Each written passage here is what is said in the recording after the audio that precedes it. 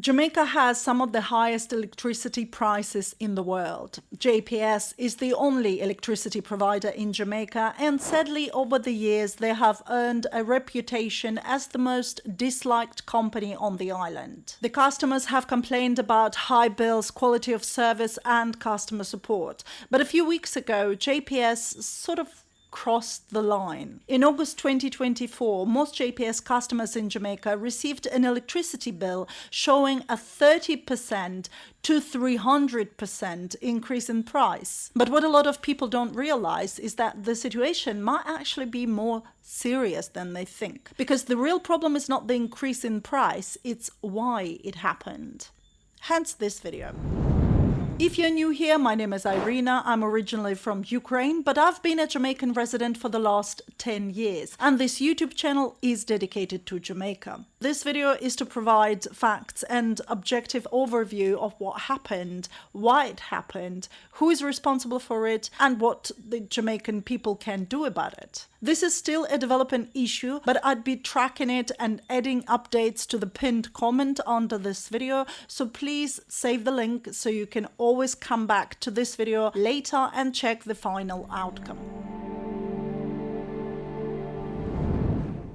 You live in Jamaica, and in August you receive an electricity bill that's nearly 50% higher than what you usually pay. This isn't an estimated bill, it has actual readings. You compare it with your previous bill and notice that the electricity rate hasn't changed, but there is an increase in the exchange rate, IPP price, and over 30% hike in fuel costs. However, there is something else, even more important. The bill claims your electricity consumption has also increased by a lot. You wonder, what happened? Because you didn't do anything special last month. It was exactly the same for you as any other month before. Same fridge, same fan, same TV. You call your friend and discover her bill has increased by 180%. So you ask if anything was different for her last month. Turns out it was. For the entire period stated in her bill with actual readings, she had no electricity supply. You see, this property happens to be in St. Elizabeth Parish, and on the 3rd of July we had Category 4 Hurricane Beryl, which did a lot of damage to many homes and devastated a large part of the electricity infrastructure, especially in the southern part of Jamaica. As a result, lots of properties had no electricity supply for many weeks, including the property of my friend. In this area, some people received estimated bills, but the estimates don't seem to be accurate. Take the Breads Foundation, for example, a charity organization which I literally witnessed having no electricity when I filmed them for the Treasure Beach video. They had light for only 3 days of the billing period, yet JPS sent a bill with over 107,000 Jamaican dollars to pay. But at least that was an estimated bill. Remember, my friend in the same parish has actual readings showing a spike in electricity consumption during the time when there was no electricity at all. But look at the bright side. At least my friend got a 20% Beryl relief discount. Right before JPS started sending out those August bills, they announced that customers who use only 150 kilowatts per hour or less will get a discount to lower the bills. According to JPS, approximately 350,000 of their residential customers have benefited, and one of them is my friend. Just to be clear, this is a 20% discount on electricity she had never used. So my very first question, how is it physically possible for a property that had no electricity for the entire period to consume twice as much as when it had electricity? Actual bill, not estimated. There can be only one explanation. It must be a mistake. Maybe accidental or deliberate, doesn't matter for now, but it's certainly a mistake. So my second question is, how many other bills contain the same type of mistake? Luckily, I have this platform, so I asked my subscribers to share the bills for this video, and I received over 200 samples. I can't feature them all, but the issues are very clear. Here's the bill from Mandeville, which shows about the same price and consumption as the previous month's actual readings. But again, this property had no electricity supply for almost the entire period. So obviously, it cannot possibly have the same level of consumption. This time, the customer contacted JPS to report the obvious mistake, and they replied, stating the following: "We acknowledge your concerns regarding your bill charges and are willing to advise you on the matter. The readings show that your monthly usage has been consistent. Your bills are based on your usage and the applicable rates." Basically, according to this JPS letter, in just 4 days, this customer used up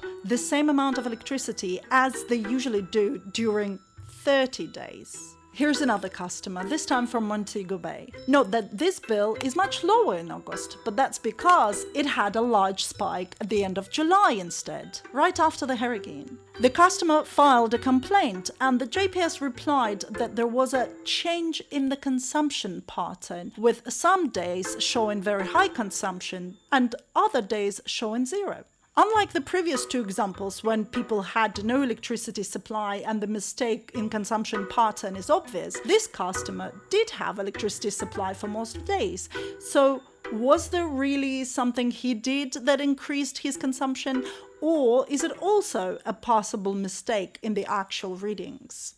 You see, when people are studying their bills, they're quite often looking at the wrong thing, which in this case is the change in price. Instead, they should be looking at this graph down here, which shows their consumption trend over the last 12 months. If you live on your property, as opposed to run it as an Airbnb, and you use the same appliances from month to month, your electricity consumption will be pretty much at the same level, with only slight fluctuations. You can literally draw a line of your average consumption, and if there is a sudden spike in usage, it means you bought a new washing machine or had a massive party at home for several days. There is always an explanation. But how exactly do we explain a situation if, I'm not saying this is what happened, but if the sudden spike in electricity consumption is recorded for the entire population of Jamaica, or a large majority of JPS customers,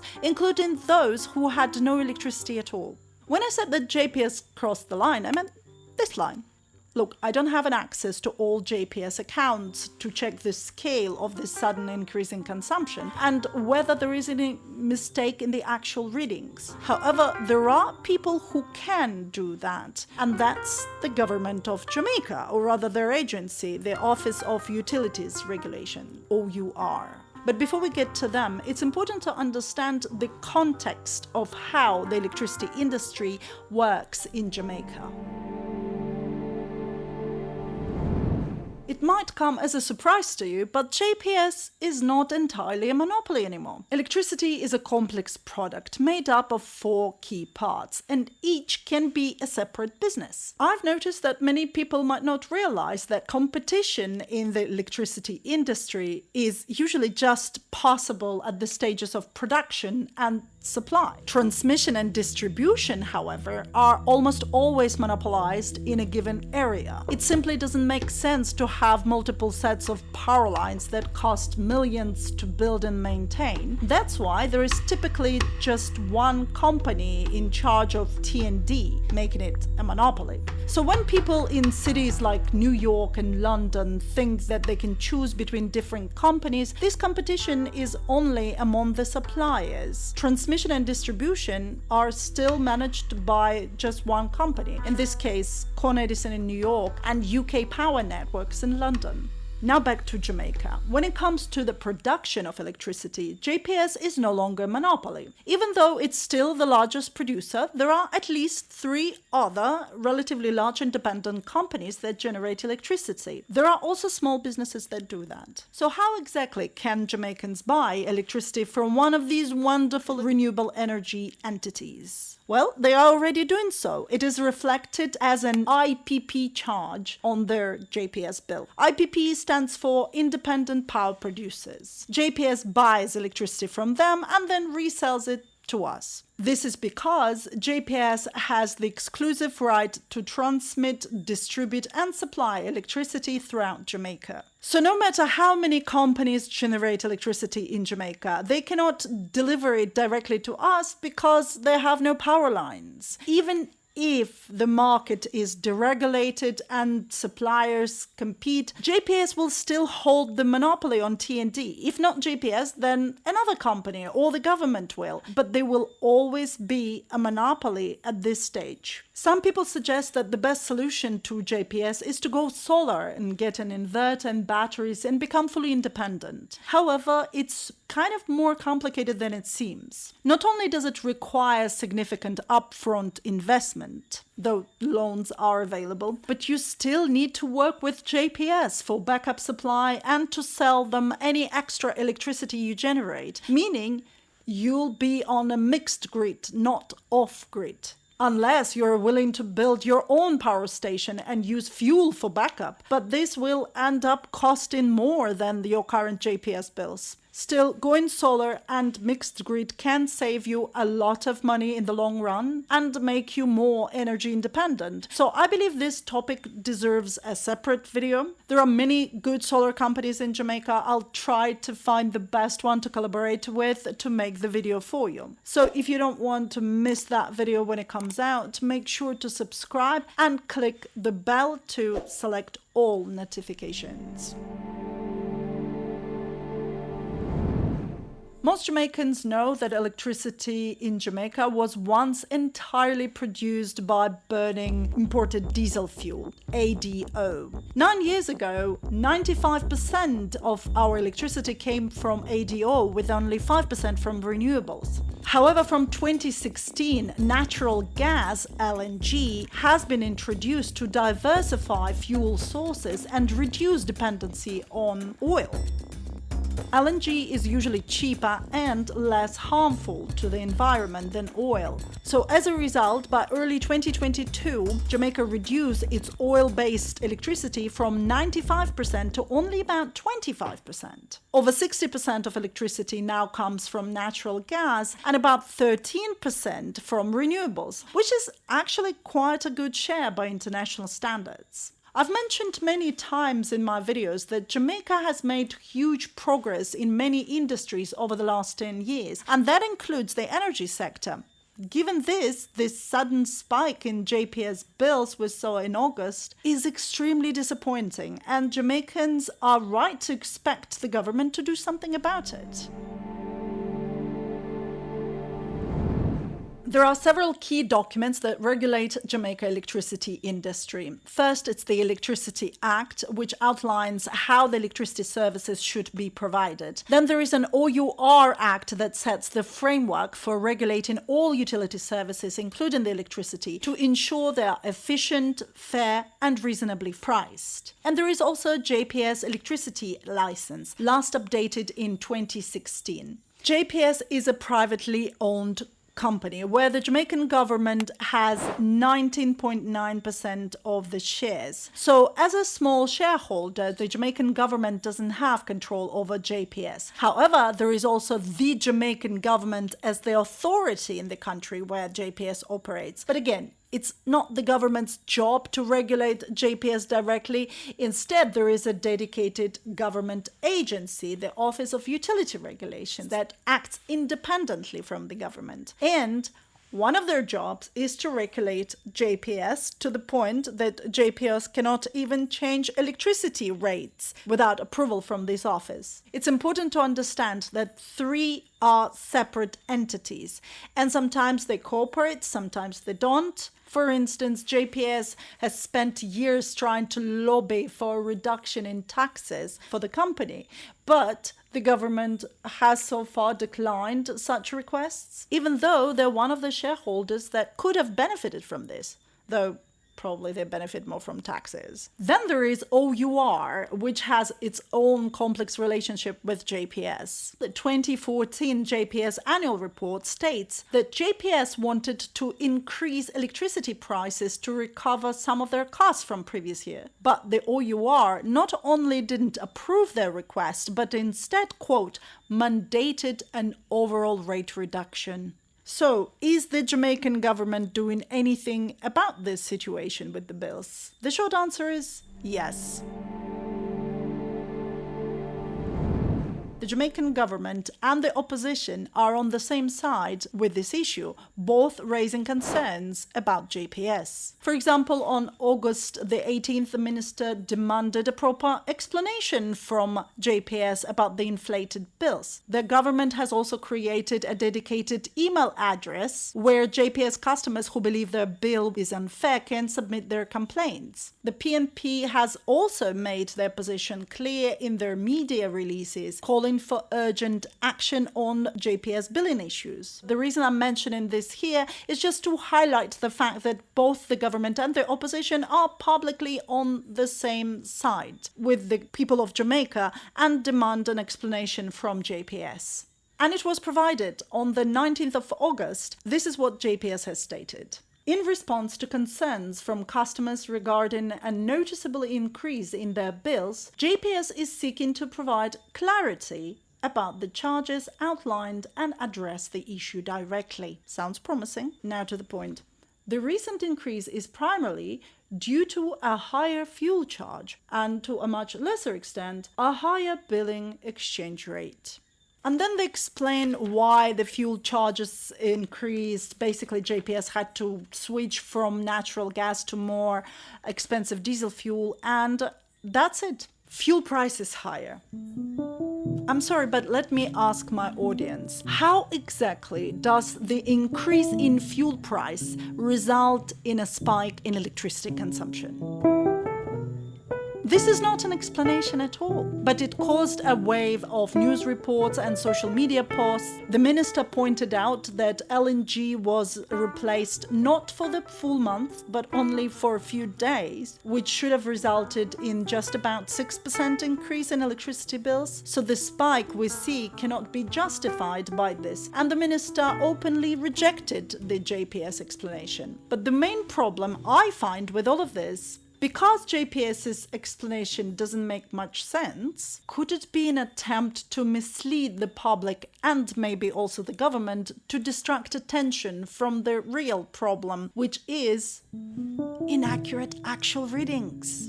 I'm not saying this is what happened, but if it is the case, it worked. Just look at this post. There are 5 reasons why bills are double this month: exchange rate, fuel, IPP, LNG, overhead costs. So let me ask again, how does any of this result in a spike in electricity consumption? JPS at least could have tried to explain this with, I don't know, customers were organizing parties after the hurricane, or they were doing a lot of laundry, or they started doing the construction, repairs, after the hurricane. This explanation wouldn't work either, but still at least they could have tried. But instead, they just fuel prices. Yeah, fuel increase, fuel.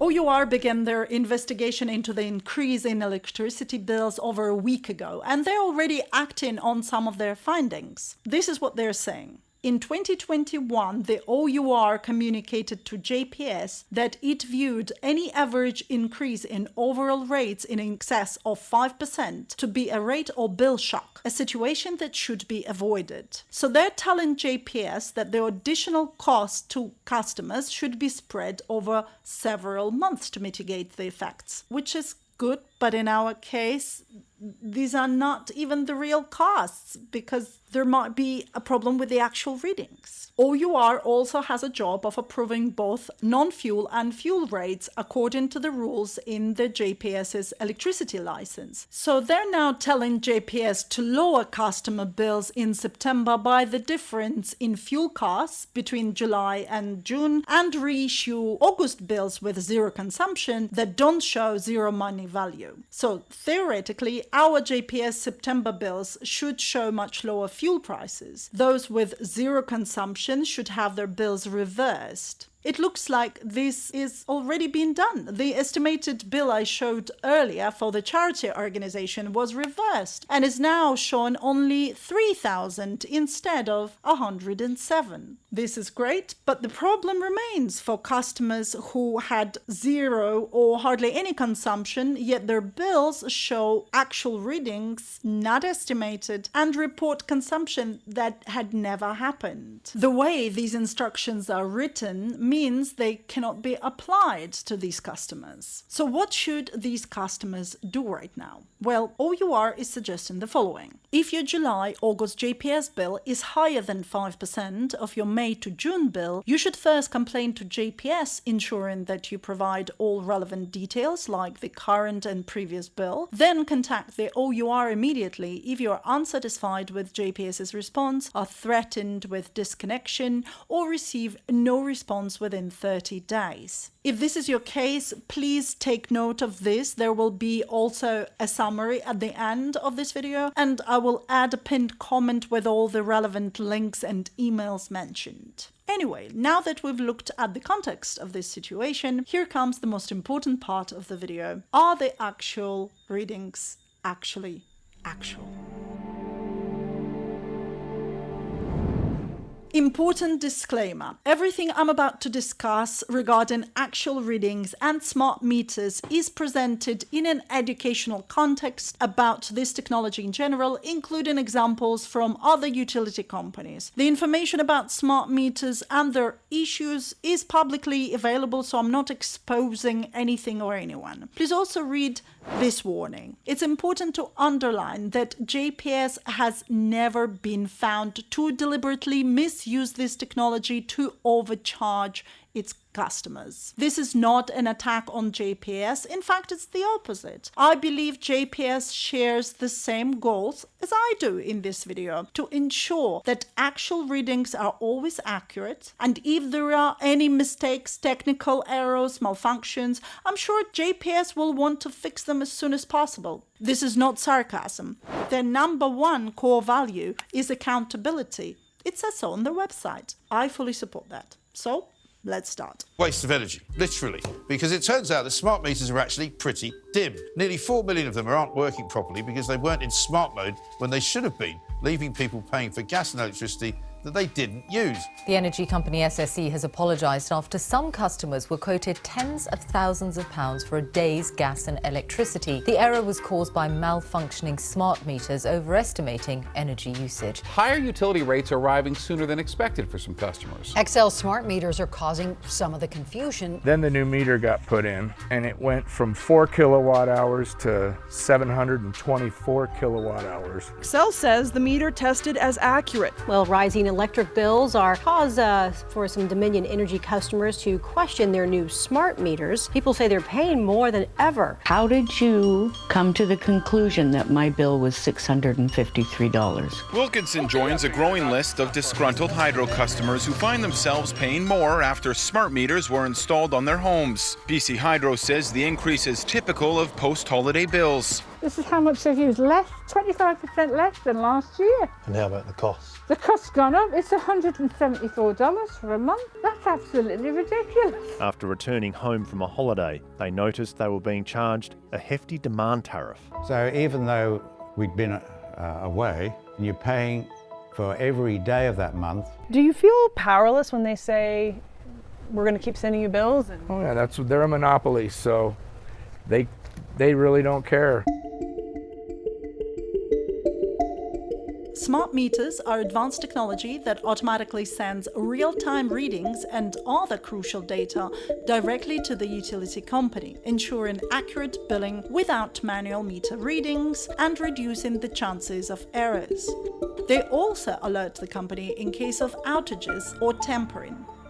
If you wonder how the meters transfer information to the utility company, it is done through secure wireless communication networks, such as cell service, power lines themselves, or radio frequency. The thing is, though, it doesn't just send out the signal, it can also receive the signal. A smart meter is a digital device controlled remotely by a utility company, allowing them to update software and adjust settings. It's not as simple as just pressing one button and to make all smart meters display whatever they want. It doesn't work like this, and I'm not claiming this is what happened in Jamaica. I'm just saying that adjusting the settings is technically possible. There have been cases in other countries where utility companies faced scandals involving smart meters, mainly due to manipulating their software or remote settings to inflate energy usage rates. More often, though, these issues aren't intentional, but the result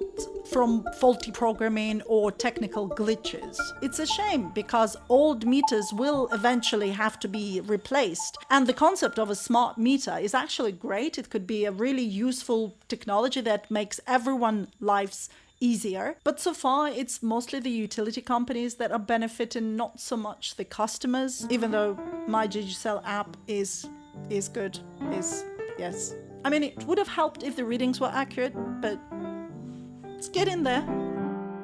JPS began rolling out smart meters in Jamaica in 2015, and by now over 75% of their customers have smart meters. That's around 520,000 devices. Recently, IDB Invest awarded JPS $100 million to help them improve the grid, including further deployment of smart meters.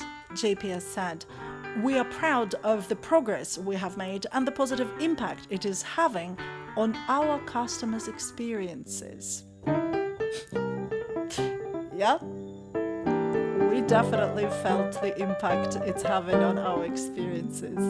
We're feeling it right now. Anyway, the point is, most customers currently have smart meters, and knowing the history of issues with these meters in other countries, is it possible that the actual readings in the August bills were inaccurate? I'm not claiming this is what happened. Again, I'm just asking, is it possible? And what about the mistakes with the actual readings for customers who do not have smart meters yet? Here's a recent bill sent to a customer without a smart meter. The bill shows actual readings of 54648 as of the 4th of August. However, a photograph of the electromechanical meter taken on the 17th of August shows readings of 54396. So even though the photo was taken almost 2 weeks later, the meter is still showing 252 kilowatts less than what's on the bill. Does it mean they sent an estimated bill to the customer while claiming these are actual readings? Or did JPS suddenly forget how to read their old meters? At least human error is impossible with smart meters. These should always be accurate, except when they're not. Like all digital devices, smart meters can malfunction. They're not particularly resilient to short circuit and power surges caused by lightning strikes and severe weather conditions. You know, the kind of surges that make you unplug your devices to prevent damage? But it's not like we've had any thunderstorms in Jamaica recently. Oh wait, what about this one? You see, when affected by a surge, a smart meter might record inaccurate electricity usage, such as higher consumption than actually occurred. This is because surges can temporarily disrupt the meter's internal processes, leading to incorrect data recording and false reports. Like the case in Florida after Hurricane Irma, when over 500 smart meters malfunctioned, reporting to the utility company that there was a connection, everything was fine, while in reality there was a massive outage. Look, smart meters in general are very useful devices and often help utility companies with restoration efforts by sending crucial information. They also have some inbuilt protection to withstand the storms. But very powerful surges can overrun these defenses, causing temporary or permanent errors in readings and reports. Could this be why some smart meters recorded much higher actual electricity consumption, even for customers who had no electricity? How exactly do we know that these digital devices and the JPS smart grid in general were not affected by the hurricane and the long thunderstorm that followed? What makes JPS so confident that the data they are getting is accurate? Even if there is a technical error, I very much doubt JPS can admit it, so instead we'll have headlines like this. I know, because this is the real headline from an article in 2020. You see, OUR actually ran at least 2 investigations on smart meters before, and do you know what they have discovered? When JPS replaced old meters with smart meters, many customers complained about higher bills due to increased consumption, an issue that is seen in every country. The 2011 OUR investigation found significant consumption increases but couldn't determine why. They suggested it could be due to old meters under-recording or new meters over-recording. In 2020, they ran another investigation, but the results were misreported in the media with the headline, "Digital meters not inflating light bills, OUR fines." But that's not what they found. If you read the 41-page report, you'll see that OUR found what they called large shifts in average consumption. But this time, the OUR dropped any mention new meters are over-recording, and instead, as suggested by JPS, we're sticking to the blame the old meters narrative, often used by all utility companies, even when the old meters function properly. Anyway, the real conclusion of 2020 report is not this. It's the meters appear to be functioning satisfactorily and were not necessarily the driver for the excessive electricity consumption and billing complaints. Were not necessarily the driver. What was the driver?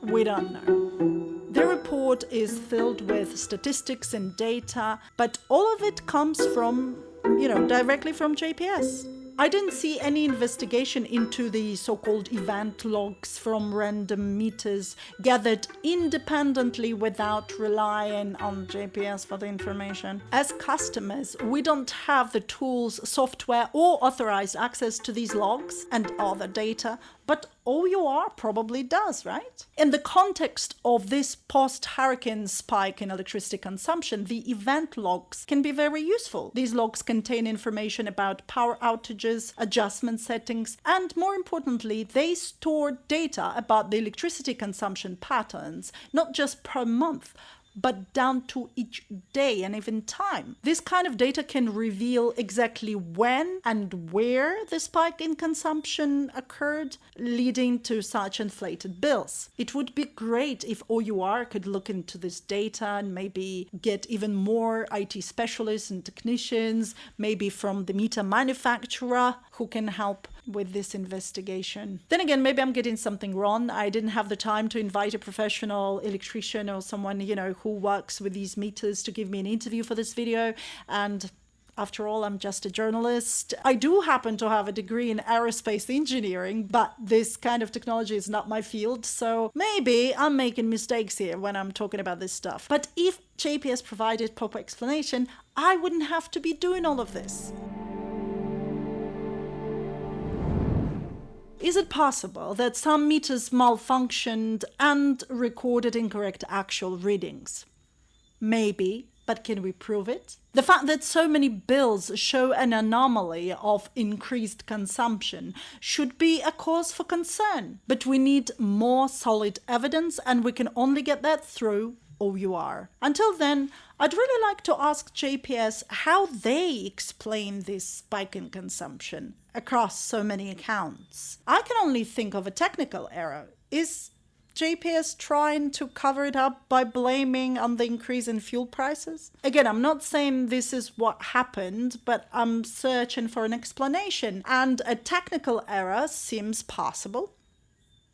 Yes, I know there is an alternative explanation, but it's much worse and highly unlikely. We cannot seriously believe that JPS deliberately manipulated the meters to show higher consumption. No way. Why would they risk losing their license and facing legal consequences when they can access all the funds they need from the Electricity Disaster Fund? We all know about the fund, right? Jamaicans have been contributing to it with every electricity bill since 2004. Just before Hurricane Beryl, the fund stood at $56 million. More than enough to cover JPS's repair costs. We have paid for this hurricane damage already. Why overcharge us again? Let's look at the fund. In 1988, Hurricane Gilbert devastated Jamaica's electricity infrastructure, and JPS, then owned by Jamaican government, took over 3 months and millions of US dollars to restore it. International aid, including a $30 million loan from the World Bank, helped with recovery, but the situation highlighted how vulnerable Jamaica was to hurricanes. In 2001, 80% of JPS shares were sold to Mirant Corporation, promising better efficiency and rates. But things didn't go as planned. The turning point was Hurricane Ivan in 2004, when Mirant expected Jamaicans to cover the damage costs through a surcharge on their bills. As you can imagine, Jamaicans were not impressed with the idea, leading to many protests and complaints. However, Mirant argued that the surcharge was an industry standard because utility companies in hurricane-prone areas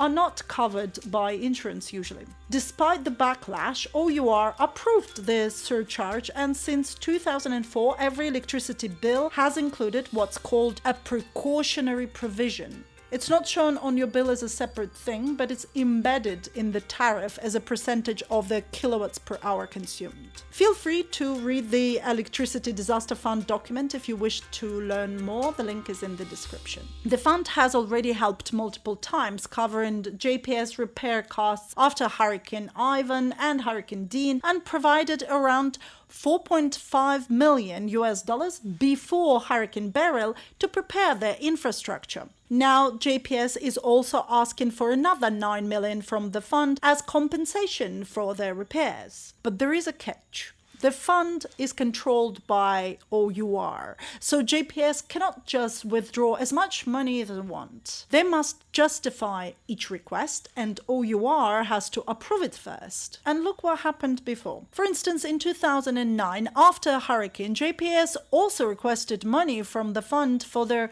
loss of revenue, but OUR denied it as invalid. The office also disallowed their claim for generation costs, as the Electricity Disaster Fund was established exclusively to deal with transmission and distribution expenditures, not production or loss of revenue. By the way, that's why the fund does not cover generation cost, or rather shouldn't cover, or damages to other electricity companies, even if they suffered losses from Hurricane Beryl, and that's the electricity fund, but the fund is specifically for T&D, for this, which are all owned by JPS. But here's the thing, although JPS is compensated for these repairs, who is going to cover damages to their production facilities and the loss of revenue? So you see, they cannot recover everything from the Electricity Disaster Fund.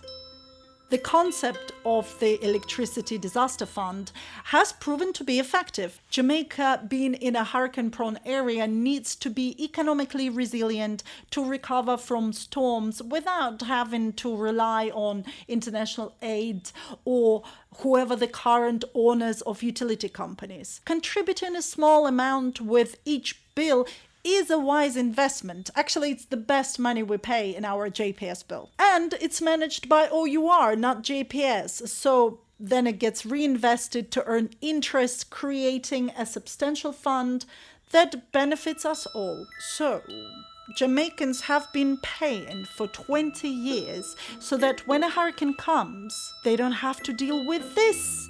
A bill spike. What is it then? A question to JPS. What is this? What is?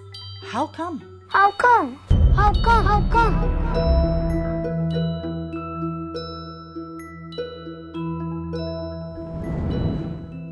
If customers and the media don't take further action, this is our best case scenario. OUR will tell JPS to refund extra fuel costs and maybe other charges from the July-August bill. And that's it. The government did their job, OUR did their job, and JPS is demonstrably refunding the fuel costs, while in reality the customers are only getting a fraction of the real overcharge from potentially inaccurate actual readings. And the rest is going to JPS for the loss of revenue or whatever the other things they cannot recover from the Electricity Disaster Fund. According to the OUR Act, there can be a fine imposed on JPS for incorrect billing practices, but the maximum penalty possible is $2 million. Is that Jamaican dollars? The equivalent of about 13,000 US dollars? Am I missing something? Is this document saying that the maximum penalty for breaching the license is 13,000 US dollars for a utility company that made a profit of 68.2 million US dollars last year? Sorry, I seriously think their management might spend more on one language. To be fair, this document was originally written in 1995, so maybe back then that was the price and it was equivalent of 60,000 US dollars back then. But even if it were 2 million pounds, this is still not exactly a legal threat for a company of this scale. But like I said in the beginning, a lot of people don't realize that this situation might be more serious than they think. Can we do anything about it? Well, take a photo of your meter readings, especially if you have an electromechanical meter, and keep it for your records. If your bill seems unfair, file a complaint with JPS. Attach your recent bill and the previous 2-3 bills to show consumption patterns. Include accurate outage dates if applicable.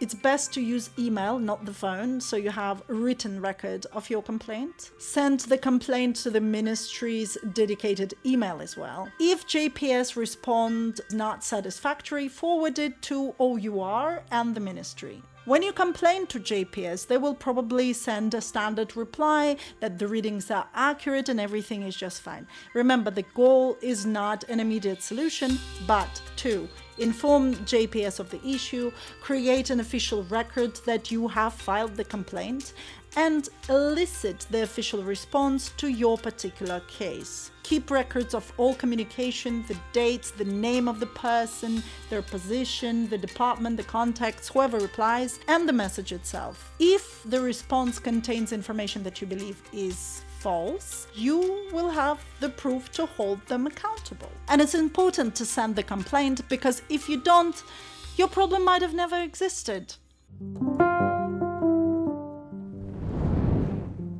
It's clear that after Hurricane Beryl, some JPS bills contain possible mistakes in actual readings. And JPS hasn't acknowledged these errors and they haven't apologized for anything yet. Their explanations, whether about the increased fuel prices or the letters to consumers claiming that their actual readings are accurate when they're not, don't address the real issues. OUR said that the increase in fuel prices will be reversed, but will they investigate the problem further with actual readings? I don't know, but I'll post updates in the pinned comment, so please check back later. I'd like to make a full documentary about JPS and present their side of the story on the channel as well, but will they work with me?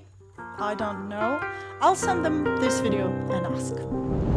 My dear audience, thank you so much for watching. If you found this video useful, please don't forget to give it a like and share it with others. So far, this channel is fully supported by me and our audience, so special thanks for our patrons. If you'd like to support our work and videos like this as well, you can do so on Patreon from just $5 per month, which is the price of 3 parties in Jamaica. And it helps to create videos like these. Thank you, and I'll see you in the next one.